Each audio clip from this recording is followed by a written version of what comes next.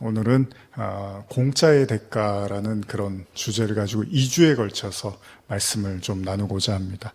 우리 먼저 함께 읽으실 본문은 마태복음 20장 1절에서 16절까지인데요. 내용이 좀 많습니다. 마태복음 20장 1절에서 16절까지입니다.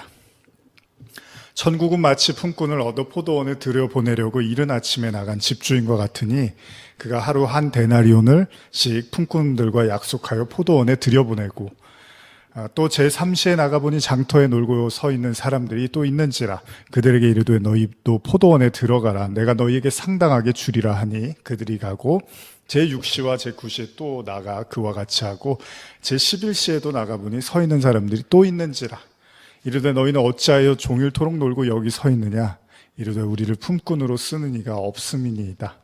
이르되 너희도 포도원에 들어가라 하니라. 저물매의 포도원 주인이 청지기에게 이르되 품꾼들을 불러 나중에 온 자로부터 시작하여 먼저 온 자까지 삭슬 주라 하니 제11시에 온 자들이 와서 한 데나리온씩 받거늘 먼저 온 자들이 더 받을 줄 알았더니 그들도 한 데나리온씩 받은지라. 받은 후 집주인을 원망하여 이르되 나중 온 이 사람들은 1시간밖에 일하지 아니하였거늘 그들을 종일 수고하며 더위를 견딘 우리와 같게 하였나이다.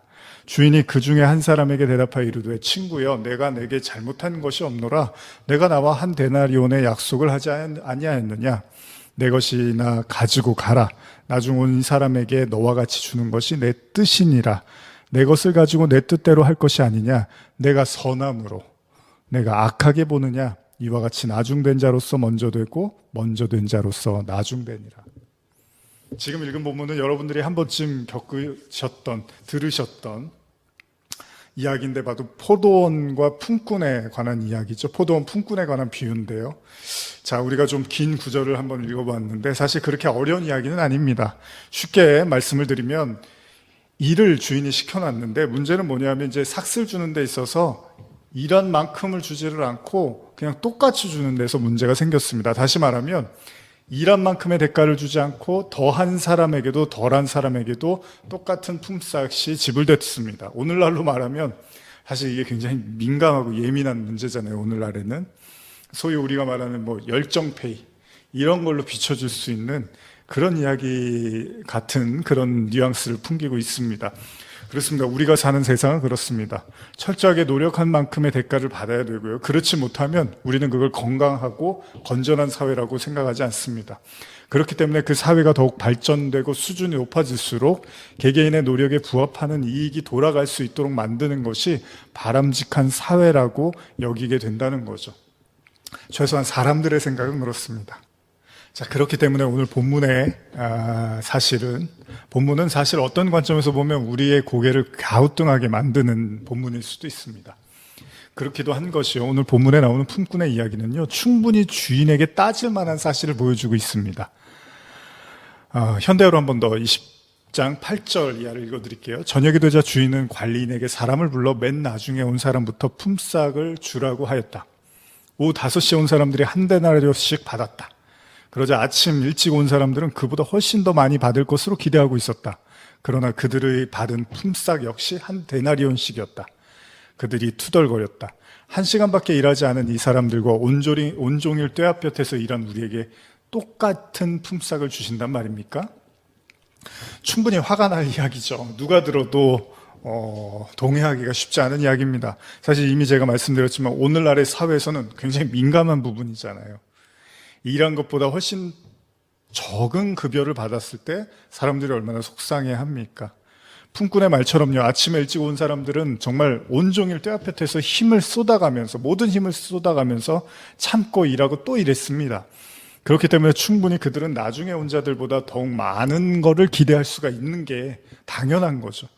아니, 최소한 일이 거의 끝나기 전에 1시간 전에 온 사람하고는 달라야 되잖아요. 그럼에도 예수님은요, 비유를 통해서 모든 사람에게 다 똑같이 한 데나리온만 주겠다고 말하고 있습니다. 이런 게 이제 성도들에게 어려운 거예요. 이런 내용들은 인간의 시각에서는 전혀 정의롭지도 공평하지도 않기 때문입니다. 심지어는 우리는 생각할 수 있습니다. 아니, 예수님이라도 화 안 나시겠습니까? 그런 대우를 받으신다면? 자, 그리고 이 본문은 우리가 여러 번 반복해서 나누는 탕자의 비유의 형의 이야기를 또 떠올리게 하죠. 마태복음 20장 13절, 예를 들면 이런 구절이에요. 13절 보시면 그러자 주인이 그들 가운데 한 사람에게 말하였다. 현대어입니다. 이보게 나는 자네에게 잘못하는 것이 없네. 자네는 하루 품삯으로 한 데나리온을 받기로 처음부터 정하지 않았는가? 자네 품삯이나 가지고 가게. 이 모든 사람에게 똑같이 준 것은 내 마음에 달린 것일세. 내 돈을 내 마음대로 주는데 무엇이 잘못인가? 내가 친절을 베푼 것이 자네의 비위에 거슬린단 말인가? 그렇습니다. 동생 탕자를 극진히 대우해줬던 아버지의 모습에 화가 난 아들처럼요. 지금 품꾼 역시도 자신보다 훨씬 일을 적게 한 자들에게 자신과 같은 품삯을 준 주인의 넓은 마음에 아주 못마땅하고 있습니다. 개역개정으로 한 번 더 보면요. 15절, 20장 15절이요. 내 것을 가지고 내 뜻대로 할 것이 아니냐. 내가 선함으로 내가 악하게 보느냐. 떠올리는 장면이 있죠. 바로 요나서입니다. 얼마 전에 나눴던 요나서에도 이 얘기가 또 나옵니다. 성경에서 심심치 않게 등장하는 내용입니다. 그건 바로 하나님의 선함이요. 인간에게는 때때로 매우 불편하게 작용하기도 한다는 겁니다. 망나니 동생을 사랑으로 감싸준 아버지를 미워하는 큰아들처럼요. 자신의 동족을 괴롭히는 니느웨 사람들을 용서하신 하나님에게 못마땅했던 요나처럼 지금 품꾼도 화가 나 있고 그러한 그에게 주인은 내가 선함으로 내가 악하게 보느냐라고 반문을 하고 있습니다. 사실 저는 지난 시간들을 통해서 오래 설교를 해오면서 이런 부분들을 자주 나눴던 것 같습니다. 그것은 때때로 인간이 가진 선과 악, 공평과 정의가 오히려 하나님을 오해하고 심지어는 미워하기까지 만든다는 겁니다. 사실 우리가 여러 차례 나눈 것처럼 성도의 신앙의 목적은 뭐죠? 하나님과 동행하는 거, 하나님과 연합하는 거라고 하잖아요. 그러면 우리는 이를 위해서 정말 하나님이 어떤 분이고 우리가 하나님을 어떻게 받아들여야 되는지에 대한 끊임없는 고민과 깨어짐이 있어야 되는 거잖아요. 그렇지 않으면요, 우리도 요나나 탕자의 형처럼 시시콜콜하게 사사건건 하나님께 대들며 훈수를 들 거고요. 심지어는 품꾼처럼 하나님을 악하게까지 볼 수도 있다는 겁니다. 그러면 그런 관계는 결코 행복하고 평안한 관계라기보다는요, 끝없이 의심하고 끝없이 비난하고 불편해하는, 불안해하는 소위 애증의 관계가 될 수 있다는 겁니다. 물론 미운정, 고운정 그게 인생 아니겠어요? 라고 말씀하시는 분들도 계시겠지만 하나님은 인생이 아니십니다. 하나님은 인간이 아니시라는 거예요. 가만히 생각해 보면 한 데나리온씩 나눠줬을 때 물론 이제 주인이니까 그렇긴 하지만 우리가 하나님으로 놓고 본다면 그냥 당연히 그걸 받아들일 수 있어야겠죠. 하나님이 공의로우시니까. 그렇기 때문에 우리가 요나서를 통해서도 나누었던 것처럼요, 하나님은 요나를 끝없이 설득을 하시고 가르치십니다. 물론 요나 이야기에서도 우리가 배운 것이 있다면 하나님의 긍휼과 자비는 최소한 요나가 생각하는 것보다는 컸습니다. 이 사실이 매우 중요한데요. 무슨 말이냐면 요나의 입장에서는 니느웨의 사람은 구원을 받으면 안 되는 사람입니다.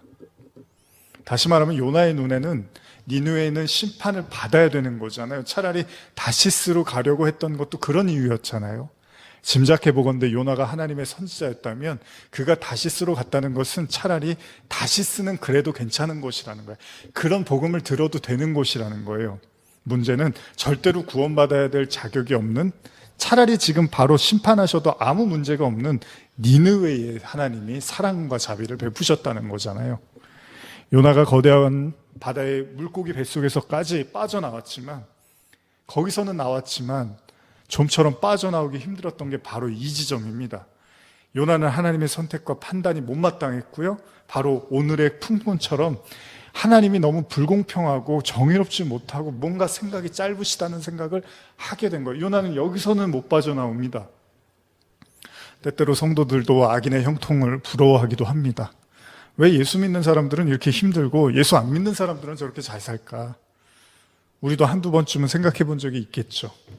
이런 생각을 하고 있노라면 성도들의 마음에 때때로 하나님께 서운함도 들을 수가 있을 겁니다. 하나님, 나는 왜 이렇게 힘든데 저들에게는 저렇게 잘해주시고 아무 문제도 없게 하시나요? 그래서 우리는 때때로 타인의 형통을 부러워하기도 합니다. 오늘의 본문도 크게 다르지가 않습니다. 품꾼에게 일을 시킨 주인의 행동은 무척이나 의아합니다. 열심히 하루 종일 일한 사람에게는 일한 사람에게 일이 거의 끝날 때 나타난 사람과 동일한 품삯을 준다는 것은 기가 막힐 노릇입니다. 내가 돈을 더 받든지 아니면 저 사람이 덜 받든지 주인이 뭔가 조치를 취해야 되는데, 그럼에도 오히려 주인은 하루 종일 일한 사람을 꾸짖더라는 거예요. 자, 그럼 예수님은 뭘 말씀하고 싶으실까요? 종종 우리는 성경을 통해서 발견하는 구원에 대한 중요한 설명들이 있는 구절들이 있잖아요. 그게 뭐냐면 구원은 인간의 힘과 노력에 의한 것이 아니라 하나님으로부터 오는 선물이라는 이런 메시지들을 우리는 많이 보잖아요, 성경에서.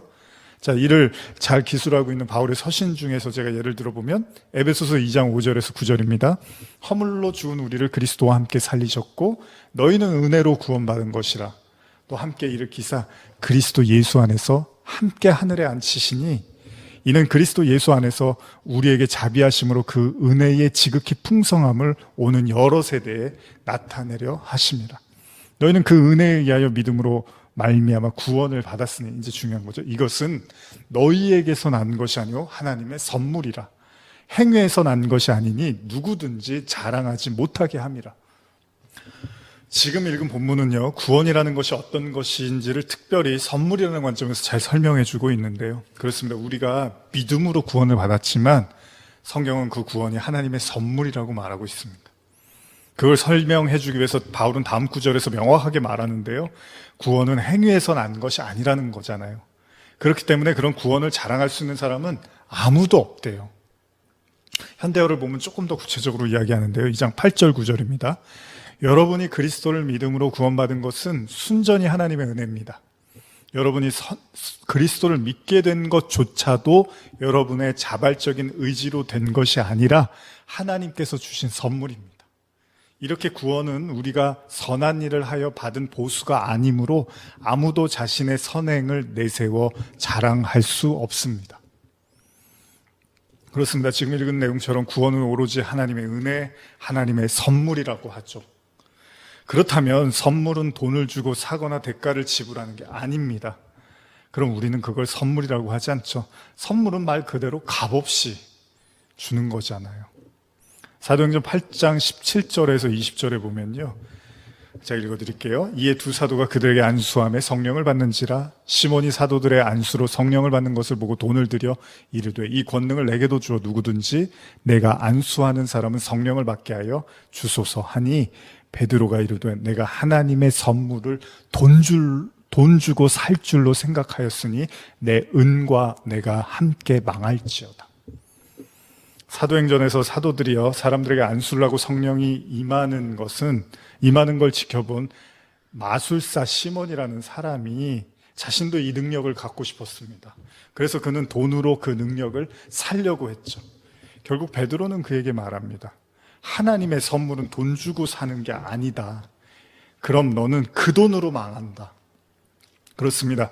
하나님의 선물은 돈 주고 사는 게 아니죠. 이게 하나님의 선물인 구원, 이것은 하나님의 선물인 구원은 인간의 논리와 생각을 넘어서서는 하나님만의 고유한 그 어떤 것임을 의미하고 있습니다. 분명한 사실은 성경은 계속해서 구원이 값없이 하나님께서 주시는 은혜임을 강조하고 있다는 거죠. 이 값없는 은혜에 대한 말씀이 이사야에 이제 구체적으로 이렇게 값없다라는 표현이 나오는 게 이사야 55장 1절인데요. 오라 너희 모든 목마른 자들아 물로 나오라. 돈 없는 자도 오라. 너희는 와서 사 먹되 돈 없이 값없이 와서 포도주와 젖을 사라.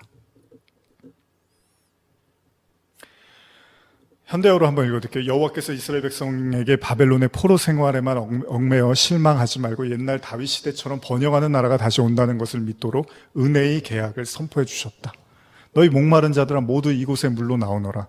돈이 없는 사람들도 모두 오너라. 너희는 사서 먹되 값없이, 사서 먹되 돈 없이 와서 사라. 너희는 쉬고 전혀 값을 내지 말고 포도주와 젖을 사라.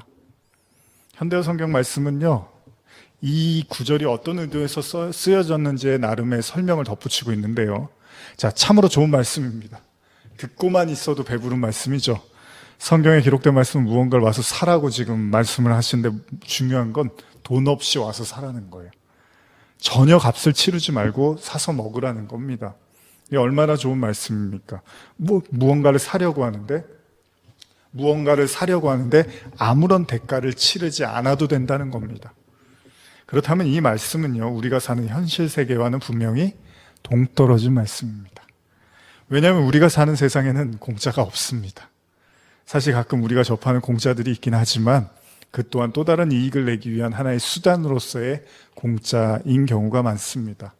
설령 어떤 공짜가 있다 하더라도요, 그게 계속 지속되는 건 쉽지 않다는 겁니다. 만일 이 일이 현실에서 일어나려면 누군가 엄청난 재산을 가진 이가 아무런 이유도 없이 지속적으로 누군가에게 이 모든 것을 무료로 이용할 수 있도록 혜택을 주어야 한다는 겁니다. 그야말로 혜택입니다. 그야말로 선택받은 자의 행복, 선물이라고 여길 수가 있겠죠. 그런데 이런 일들은 쉽게 일어나지 않습니다. 여러분들의 인생에서 여러분들은 얼마나 많은 공짜를 경험합니까? 그리고 그것이 시간이 지나도 계속 공짜로 남아 있습니까? 그렇다면 우리가 살고 있는 이 세상, 사실 이 세상에 공짜가 있습니까? 물론 그렇다고 공짜가 아예 없는 건 아닙니다. 우리는 흐르는 시냇물에서 마음껏 물을 마실 수도 있고요, 값없이 공기를 마시기도 합니다. 내리는 빗물과 하얀 눈도, 그리고 청명한 하늘도, 그 하늘 위에 떠 있는 태양이 주는 따뜻함도 돈을 지불하지 않아도 되는 것들입니다. 물론 지금으로서는요. 그리고 여기 덧붙여 지금 성경은요, 구원 역시도 공짜라고 말합니다. 구원이 공짜라면, 하나님의 선물이라면 결국 하나님을 만나는 거, 그게 공짜라는 거잖아요. 하나님께 나가는 거. 다시 말하면 하나님과의 관계를 맺고 그와 동행하기 위해서 어떤 대가도 지불할 필요가 없다고 이야기를 하는 거잖아요. 이사야 55장 1절을 다시 보면요, 오호라 너희 목마른 자들아 물로 나오라, 돈 없는 자도 오라, 너희는 와서 사 먹되 돈 없이 값없이 와서 포도주와 젖을 사라. 이사야의 말씀처럼 실제로 예수님께서도 신약에서 사람들에게 무언가를 공짜로 나눠준 적이 있습니다. 물론 예수님이 사역을 하시면서 수많은 이적과 기사들 가운데서 예수님이 누구에게 어떤 물질적인 것을 요구하지는 않으셨습니다. 굳이 이야기한다면 유다가 돈꾀를 맡은 걸로 봐서는 예수님과 제자들이 사역 가운데서 많은 사람들의 재정적인 지원이 있었던 것으로는 보입니다. 물론 당연한 이야기죠.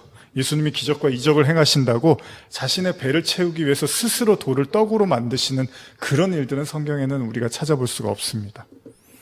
우리가 이미 예수님과 사단과의 시험에서 봐왔던 것처럼 예수님은 자신이 하나님의 아들이라는 걸 증명하기 위해서 이적을 남발하지는 않으셨습니다.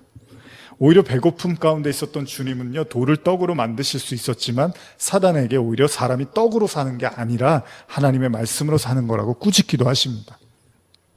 그러한 것으로 봐서 예수님이 스스로의 부족함을 채우기 위해서나 혹은 제자들의 궁핍함을 채우기 위해서 기적을 행하신 걸로 보이진 않습니다. 예수님도 제자들과 함께 다니시면서 동일하게 사람들의 지원을 받으셨고요, 그래서 오병이어의 기적을 행하실 때도 말씀을 듣기 위하여 예수님을 따르던 수많은 무리들의 배고픔을 어떻게 할 것인가에 대해서 제자들에게 시험하며 묻자 빌립이 뭐라고 하죠? 200데나리온의 돈이 필요하다라고 말한 것으로 보입니다. 이것은 예수님 평소에 그런 식의 기적을 행하시지 않았다는 걸 의미하죠. 그런데 바로 이 오병이어의 기적에서 우리는 한 가지 흥미로운 사실을 발견하는데, 굳이 예수님이 육적인 배고픔이 아닌 영적인 배고픔만을 강조하셨던 그분이기 때문에 장정만 5천 명, 그러니까 가족까지 거의 2만 명 가까운 사람들에게 기적을 베푸셨다는 점은 우리가 한번 주목해 볼 만하다는 겁니다. 물론 요한복음 강해에서 우리가 이 부분에 대해서 나눴지만요, 예수님의 의도는 바로 하늘의 만나, 구약에요, 하늘의 떡을 보여주시기 위한, 다시 말하면 자신이 생명의 떡이라는 걸 보여주시기 위함이었다고 나중에 예수님이 설명을 해주십니다. 그래서 예수님은 또다시 기적을 바라고 찾아온 사람들에게 어떻게 하죠? 피하고 도망치십니다. 그러니까 예수님의 기적의 목적은 사람들의 배를 채우기 위한 것이 단순한 그건 아니었다는 거잖아요. 그럼에도 불구하고 우리는 이 장면에서 이사야서에서 읽었던 돈 없이 값 없이 포도주와 젖을 사라는 말씀이 떠올라질 수 있다는 겁니다. 왜냐하면 오병이어 먹을 때 사람들이 그냥 먹었을 거 아니에요. 이런 비슷한 구절이 계시록에도 나오는데요, 계시록 21장 6절입니다. 또 내게 말씀하시되 이루었도다. 나는 알파와 오메가요 처음과 마지막이라. 내가 생명수 샘물을 목마른 자에게 값없이 주리니. 22장 17절입니다. 성령과 신부가 말씀하시기를 오라 하시는도다. 듣는 자도 오라 할 것이요 목마른 자도 올 것이요 또 원하는 자는 값없이 생명수를 받으라 하시더라. 그러니까요, 이사야의 말씀이나 값없이, 즉 공짜의 개념이 등장하는 계시록의 말씀이나 결국은 예수 그리스도의 진리에 관한 말씀임에는 틀림이 없다는 겁니다.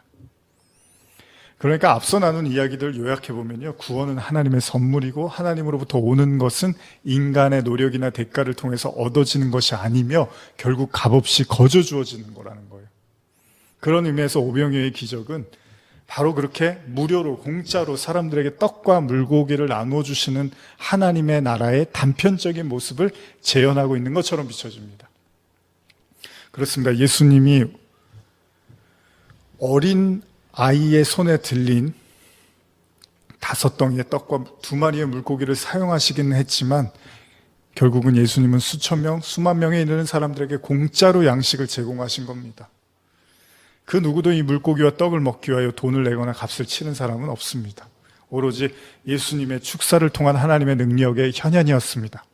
이렇게 생각해 보면 40년 광야 생활 동안에 하루도 굶기시지 않았던 하나님의 은혜를 떠올리게 됩니다. 그건 바로 우리가 잘 알고 있는 만나 사건이죠. 애굽에서 떠나서 광야에 입성한 이스라엘 백성에게 하나님은 그들을 절대로 굶기시는 일은 없었습니다. 그들이 만나에 만족을 못하고 불평하는 일은 종종 있었지만 하나님이 그들의 양식을 끝까지 책임지셨습니다. 그렇습니다. 누군가 혜택을 받으려면 반드시 혜택을 주는 사람이 있어야 합니다. 성경은요, 이스라엘 백성의 광야의 시간을 책임지신 분이 바로 하나님이었음을 분명히 그리고 여러 번 강조합니다.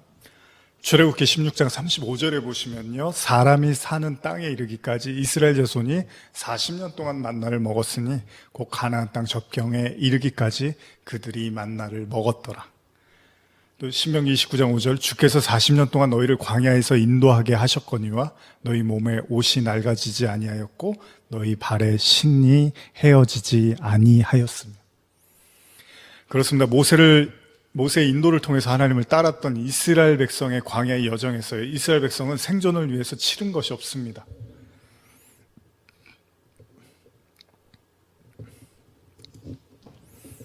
그들에게 주어진 양식은 오로지 하나님의 은혜, 즉 하나님의 선물이었습니다. 그래서 그들이 돈을 벌거나 돈을 쌓아놓아야 할 이유가 없었습니다. 심지어는요, 하나님조차도 안식일을 제외한 주중에는 이틀치의 양식을 쌓아두는 일은 없어야 된다고 율법으로까지 명시했습니다. 그들은 완전한 하나님의 보호와 지도 속에서 살았습니다. 그들에게 중요한 건 재산의 축적이 아니라 하나님에 대한 신뢰였죠. 그들의 미래는 오로지 가나안 땅이었습니다. 따라서 이스라엘 백성의 광야의 삶은 머물러 무언가를 축적하는 삶이 아니라요, 언제든지 떨쳐버리고 다음 행성지로 갈 수 있어야 되는 아주 가벼운 삶이었다는 겁니다. 그렇습니다. 그들에게 중요한 건 그들의 소유가 아니라 바로 그들을 끊임없이 책임져 주시는 하나님에 대한 신뢰였습니다. 그들에게 양식을 주는 분도, 그들을 모든 적들로부터 지켜주는 분도, 그리고 그들을 가나안으로 들어가게 해주는 분도 오로지 여호와 하나님밖에는 없었습니다. 문제는요, 우리가 사는 세상에서 이런 광야의 법칙이 작용하고 있냐는 거예요. 우리가 하나님을 믿고 따른다고 만나가 떨어지냐는 거예요. 우리가 기도만 하고 말씀만 붙잡는다고 이 세상 살이로부터 하나님이 지켜주고 계시는가? 그리고 우리가 사는 세상에서도 하나님의 말씀처럼 돈 없이 값없이 필요한 모든 걸 살 수 있는가? 자, 어린아이들이 달란트 시장하면 교회에서 때때로 값없이 달란트도 주고 물건도 사라고 합니다. 그래서 아이들은 물건을 사거나 음식을 먹고 선물을 받아보기도 합니다.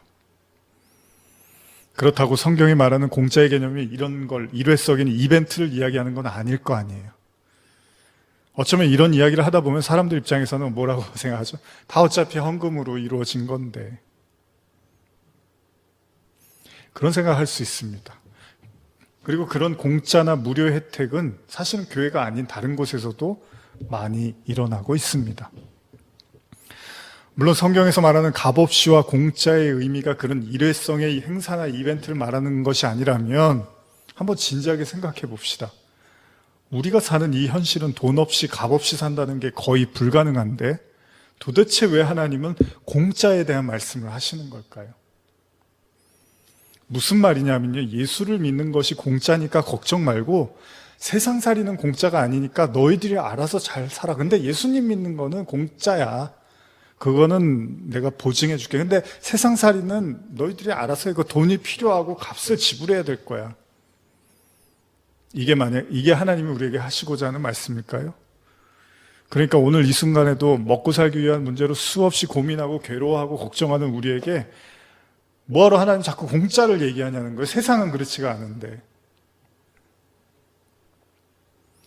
만일 우리가 하나님을 따르면 만나가 매일 떨어지는 일을 경험한다면 누가 하나님을 마다하겠습니까? 하나님을 믿으면 성경의 말씀대로 돈 없이 값없이 날마다 하나님이 양식을 제공해 주고요. 마치 엘리야가 그 까마귀가 고기 갖다 주고 양식 갖다 주고 그러던 것처럼 그런 일들이 일어나면 정말 여러분 눈 떴는데 집 앞에 양식이 있고 아무 돈이 없어도 모든 걸 살 수 있고 이런 일들이 일어나면 누가 하나님을 마다하겠냐는 거예요, 오늘날. 그러면 땅끝까지 복음 전하는 건요, 이미 다 이루어졌을 겁니다. 문제는요, 오히려 성도들의 마음속에는 그렇게 채우시고 공짜로 베푸시는 하나님의 은혜에 대한 경험보다는 믿음은 믿음이지만 세상살이는 세상살이라는 생각이 더 깊게 뿌리 박혀 있는 경우들도 많다는 겁니다. 분명 천국에서는 일을 하진 않을 겁니다. 아니, 일이 있어도요, 우리가 생각하는 이 세상살이처럼 스트레스 받으면서 능력에 따라서 급여가 지급되고 경력이 있니 없니 이런 걸로 판단되어지는 세상이 아닐 거라는 거예요. 더군다나 그런 급여를 받아서 하루하루를 살아가야 된다면 그게 무슨 천국입니까? 우리는 결코 그런 것을 천국이라고 생각할 수 없을 겁니다. 분명히 영원한 하나님의 나라는 오로지 하나님께서 주시는 은혜로 말미암아 모든 걸 값없이 공짜로 누릴 수 있는 그야말로 이사야 55장 1절의 말씀처럼 풍요롭고 충만한 은혜의 장소일 것입니다. 그러니까 우리가 지금 이 세상에서 경험하는 치열하고 힘겨운 세상살이와는 분명히 정반대의 장소일 거잖아요. 사람들이 시간이 흐를수록 물질에 왜 더 집착할 수밖에 없는 이유가 뭡니까? 이 세상의 쓴맛, 이 세상 살면서 하도 쓴맛을 많이 맛보다 보니까 결국은 물질을 쥐고 있는 것이 가장 안전하다는 생각을 할 수밖에 없습니다. 세상이 너무 무섭다 보니까요. 세상에 절대 공짜도 없고 은혜도 없고 그냥 거저주는 일이 없다는 걸 너무나 잘 알기 때문에 이 치열한 인과 율의 장소라는 것, 이 세상이 그렇다는 걸 너무나 잘 알기 때문에 결국은 돈이 있어야 살 수 있고 그것이 이 험난한 세상살이를 견뎌낼 수 있는 유일한 힘이라고 생각하기 때문에 사람들은 돈을, 물질을 소유하려고 할지도 모릅니다. 그렇기 때문에 전도서의 말씀은 세상살이를 이렇게도 표현합니다. 전도서 3장 9절 10절입니다. 일하는 자가 그의 수고로 말미암아 무슨 이익이 있으랴. 하나님이 인생들에게 노고를 주사 애쓰게 하신 것을 내가 보았노라. 우리말로 읽어드릴게요. 사람이 열심히 일해서 얻는 것이 무엇인가? 내가 보니 그것은 하나님께서 사람들에게 주신 고통이었다. 아이러니하게도요, 공짜를 말씀하시는 하나님께서 인생들에게 경험하게 하시는 건 치열한 세상살이, 바로 고통이래요. 최고의 지혜를 가졌던 전도자의 고백은 하나님이 인생들에게 주신 것은 노고이고 그로 인해서 인간이 끝없이 애쓰고 살 수밖에 없다는 거예요. 이게 전도자, 지혜자가 깨달은 거예요. 그렇습니다. 우리가 이미 잘 아는 것처럼요, 원죄를 짓고 에덴에서 쫓겨난 아담과 하와의 삶은 매우 고달프고 춥고 힘겨웠습니다. 이전에도 제가 설교를 했지만 아담은 에덴에서 한 번도 겪어보지 못했던 삶을 살게 됩니다. 모든 것이 공짜로 주어졌던, 그러나 이제 그래서 돈도 필요 없고 어떤 대가도 요구되지 않았던, 오로지 하나님의 은총 속에서 모든 것이 선물로 누릴 수 있었던 그의 삶에 찾아온 혹독한 시련, 그것이 에덴에서 쫓겨난 아담과 하와의 삶이었습니다. 이런 생각을 해봅니다. 차라리 공짜를 가르치시는 하나님께서 인생들에게 직접 공짜를 행하신다면 좀 더 빨리 하나님을 신뢰하지 않을까? 매일 만나가 떨어지고 매일 오병이어가 일어나고요. 매일 아픈 게 치료되고 심지어 죽어도 다시 살아나는 성경의 이적들이 매일 우리에게 매 순간마다 일어나면, 그런 하나님의 선물들이 우리 눈앞에 놓여 있다면 하나님을 따르기가 너무나 쉽지 않을까요? 아담이 겪었던 에덴에서 쫓겨난 삶은 하나님의 말씀을 안 듣는 자에게 보여주시는 단순한 형벌일까요? 그래서 아주 힘들게 고생해서 에덴이 얼마나 좋은지를 깨달으라고 이렇게 우리에게 노고를 주시는 걸까요? 그랬다면 벌써 다 깨달을 것 같습니다.